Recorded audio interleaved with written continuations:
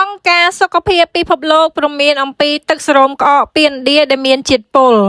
អង្គការសុខភាពពិភពលោកកាលពីថ្ងៃច័ន្ទទី13ខែតុលាឆ្នាំ2025នេះបានចេញការព្រមានសុខភាពអំពីថ្នាំក្អកដែលមានជាតិពុលដែលត្រូវបានកំណត់អត្តសញ្ញាណនៅក្នុងប្រទេសឥណ្ឌាដោយជំរុញឲ្យអាជ្ញាធររាយការណ៍អំពីការរកឃើញថ្នាំទាំងនេះនៅក្នុងប្រទេសរបស់ពួកគេទៅកាន់ទីភ្នាក់ងារសុខភាពអង្គការសុខភាពពិភពលោកបាននិយាយថាផលិតផលទាំងនោះគឺមានផលប៉ះពាល់ហើយអាចបណ្ដាលឲ្យមានជំងឺធ្ងន់ធ្ងរនិងអាចគំរាមកំហែងដល់អាយុជីវិតអាជ្ញាធរសុខាភិបាលរបស់ប្រទេសឥណ្ឌាដែលជាអង្គការត្រួតពិនិត្យស្តង់ដារឱសថកណ្ដាលគឺបានជូនដំណឹងទៅដល់អង្គការសុខភាពពិភពលោកថាស៊ីរ៉ូមដែលត្រូវបានគេរាយការណ៍ថាប្រើប្រាស់ដោយកុមារមានអាយុក្រោម5ឆ្នាំដែលថ្មីនេះគឺបានស្លាប់នៅកណ្ដាលទីក្រុងឈិនវ៉ារ៉ានៃរដ្ឋមិត្តយ៉ាប្រទេសស្រោមក្អកដែលមានជាតិពុល